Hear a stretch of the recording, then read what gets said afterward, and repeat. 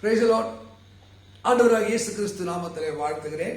இன்றைக்கு ஏசாயா 60:5 உன் இருதயம் அதிசயப்பட்டு பூரிக்கும்.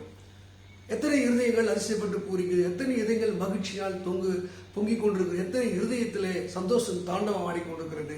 பொதுவாக அநேக மக்கள் புலம்பியும் அழுதும் கண்ணீர் விட்டு வேதனைப்பட்டுக் கொண்டிருக்கிறார்கள். இங்கே பரிசுத்த வேதத்துல ஒவ்வொரு இதயத்தில் இருக்கிற வெளிப்பாடுகளை பரிசுத்த வேதம் சொல்லித்தது. பாருங்க, இங்கே 1 சாமுவேல் 25:37 லாபானுடைய இருதயம் அவனுக்குள்ளே செத்து போனது. அவன் ஒரு தாவீதை இப்படி வருகிறான், இப்படி செய்கிறான், அபிகையால் சொல்கிற போது அதை கேட்டு அவன் இருதயம் செத்து போனது. 10 நாள் கழித்து அவனே செத்து போனான். நம்ம இருதயம் செத்து போயிடுச்சுன்னா நம்ம அதுக்கு மேல ஒன்றும் செய்யவே முடியாது. இருதயம் தான் ஒரு மனுஷனுக்கு முக்கியம். அந்த இருதயத்தில் சந்தோஷம் மகிழ்ச்சி இருக்கிறோம். அந்த இருதயத்தை காக்கக்கூடியவர், இதயத்தை ஆஸ்வதிக்கக்கூடிய ஒரு தேவன் அந்த இதயத்துக்குள்ளே வந்து தங்கி இருக்கிறார். அநேக இதயம் செத்து போன, உயிர் இல்லாம, பக்தி இல்லாம, அன்பில்லாத இதயமாய் மாறுகிறது. இன்னும் சொல்ல போனா அதுல 1 சாமுவேல் 28:5 தாவீது சவுலின் இருதயம் அவனுக்குள்ளே தத்தளித்துக் கொண்டிருந்தது. ஐயோ என்ன நடக்குமோ, ரிசல்ட் எப்படி வரும்? சம்டைம் நம்ம எதனா ஒருத்தர் அனுப்பிட்டு ஒரு வேலை வாங்கிட்டு அவன் போய் வர்ற வரைக்கும் நம்ம தத்தளிப்போம். என்ன ஆகுமோ, ஏதாகுமோ, 10 ரூபாய் வருவாங்களா, சேருவாங்களா? அதுபோல சவுலின் இருதயம் தத்தளி. இன்னும் கீழே போகும்போது 2 சாமுவேல் 24:10 தாவீது இருதயம் அவனுக்குள்ளே வாதித்தது. ரொம்ப மோசங்க. வாதிக்கிறது மோசம். நம்ம எதையுமே நம்மளை நியாயத்திருக்கணும், இதையே நம்மள குற்றவாளி எடுத்திருக்கோம். தாவீதுக்குள்ள ஒரு பெருமை, பாரு நம்ம இவ்வளவு படம் இருக்கு, இவ்வளவு ராணுவ வீரர் இருக்கிறாங்க, அப்படி சபையை லக்கும் பார்க்கும்படியே செய்கிறார். ஒரு வேலை சொத்து சுகம் இல்லை ஒரு ஊழிய விசுவாசி ஆத்மா இவ்வளவு இருக்கு, இதெல்லாம் இல்லை, எல்லாம் கத்தர் கொடுத்தது. அங்க போவாஸ் சொல்ற தப்பு செய்யக்கூடாது. இல்ல நீ லக்கம் பாரு. அதுக்கப்புறம் கத்தர் அடிக்கிறார். இஸ்ரவேல் மக்கள் அநேகம் செத்து போறாங்க. அப்பதான் தாவீதுடைய இதயம் தன் தவறுக்காக வாதித்தது. நிறைய பேர் வாதம் நிறைந்த இதயம், செத்து போன இதயம், தத்தளிக்கிற இதயம் மனுஷக்குள்ள காணப்படும். இன்னும் கீழே நம்ம பார்க்க போனால் அங்கே இப்படி அழகான வேறு சொல்கிறது. 22:14 மெழுகை சங்கீதம் 22:14 என் இருதய மெழுகை போல உருகிற்று. அநேகருடைய இதயம் அந்த மெழுகை போல உருகுது. ஒரு மாதிரியான வேதனையும் துக்கம் அழுது அழுது நம்மளை யாரும் சொல்லிட்டா, ஒரு தீமை நடந்துட்டா, அதை நினைச்சு நம்ம இதயம் உருகும்.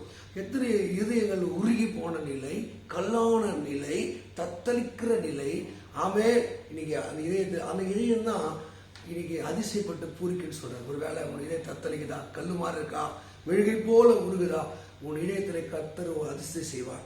இன்னும் உங்களுக்கு பல இதயங்களை எழுதப்பட்ட சங்கீதம் 55 நீங்க நாளை வாசிக்கும் இருதயம் எனக்குள்ளே வியாகலப்படுகிறது.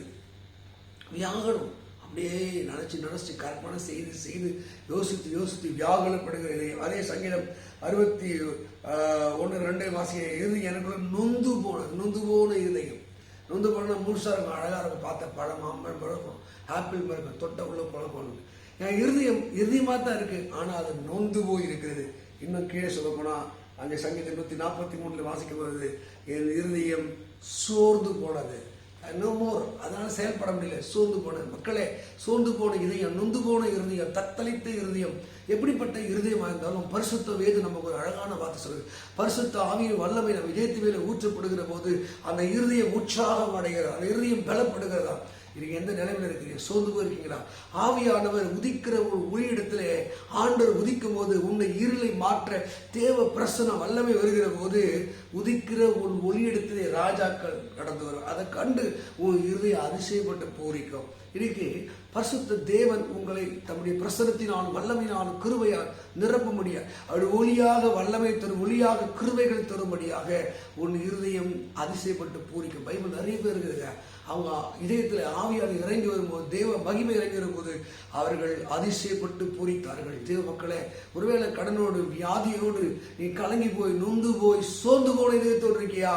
உன் இதயத்திலே பரிசுத்தாய் வரணும். ரோமர் 5 சொல்கிறது, அவருடைய இருதயத்திலே தேவ அன்பு ஊற்றப்பட்டபடினாலே அந்த நம்பிக்கை வைக்கப்படுத்தார். தேவ மக்களே, இன்றைக்கு பரிசுத்த ஆவியானவர் உன் இதயத்தில் வரும்போது எசேக்கியேல் அங்க 36:25 படி கல்லான இதயத்தை அவர் தூக்கி எறிந்து விட்டு அவர் தசையிலான இதயத்தை, நவமான இதயத்தை, ஒரு புதிய ஆவிய இதயத்தில் தரும்போது அந்த இதயம் உற்சாகம் அடைகிறது. அருமையான தேவ மக்களே, எசேக்கியேல் 36 உங்க வாழ்க்கை நிறைவேறுவதாக. உங்க மேல பரிசுத்த ஆவியின் பிரசனம் வருவதாக. தேவனுடைய மகிமை இறங்கி வருவதாக. நொந்து போன, கல்லான, கடினமான, சோர்ந்து போன உங்க இதயம் பலப்பட வேண்டும் என்றால் உங்க இதயத்தில் தேவனுடைய ஆவியானவர் அவர் அசைவானவர், தேவனுடைய ஆவியானவர் மகிமையாக இறங்கி வர வேண்டும். எந்தெந்த இதயத்தில் பரிசுத்த ஆவியின் ஆவியானவர் இறங்கி வராரோ அது எசேக்கியேல் 36 சொல்லப்பட்ட வார்த்தைப்படியே அந்த இருதயம் மகிழ்ச்சினாலே, சந்தோஷத்தினாலே அது பொங்கக்கூடியதாக மாறுகிறது. ஆண்டவரே, ஏன் இதயம் அதிசயப்பட்டு பூரிக்கட்டையா, என் இதயத்தில் ஒரு சந்தோஷம் உண்டாகட்டும் நீ ஜெபம் பண்ணீங்கன்னா உங்க அழுகையும் புலம்பணும் நொந்து போன காரியங்கள்லாம் மாறும். அன்னாள் சொல்கிறார், நான் மனக்லேசம் உள்ளவள், அவள் தேவ ஆலயத்தில் இதயத்தெல்லாம் ஊற்றினாள், அழுதாள். கர்த்தருடைய ஆவியானவர் இதயத்தை நிரப்பினது. தேவ மக்களே, ஒருவேளை இதயத்தில் அழுகையும் புலம்பலும் கண்ணீரும் வேதை இருக்கும் என்றால் அன்னாலை போல தேவ சமூகத்திலே போய் நொந்து போன இதயத்தோடு இருக்கியா, ஆண்டையில் சோர்ந்து போன இதயமா இருக்கியா, அன்னால் தேவாலயத்தில் போய் ஜெபிக்க அந்த இதயத்திலே தேவ ஆவி இறங்கி வந்தார், வல்லமை இறந்தார். அன்னால் துக்குமுகமா இல்லைங்க, அந்த இருதயம் சந்தோஷப்பட்டது, இருதயம் அதிசயப்பட்டு பூரித்தது. உன் இதயம் அதிசயப்பட்டு பூரிக்க வேண்டும் என்றால் தேவ சமூகத்தில் உன் இதயத்தெல்லாம் ஊற்றும் போது உன் கல்லான இதயத்தை, கடினமான இதயத்தை எடுத்து அதை சதையா நிரப்பி ஆசிப்பார். உன் இதயம் அதிசயப்பட்டு பூரிக்கும். God bless you. கர்த்தர் உங்களை ஆசிப்பாராக. ஆமேன், ஆமேன், ஆமேன்.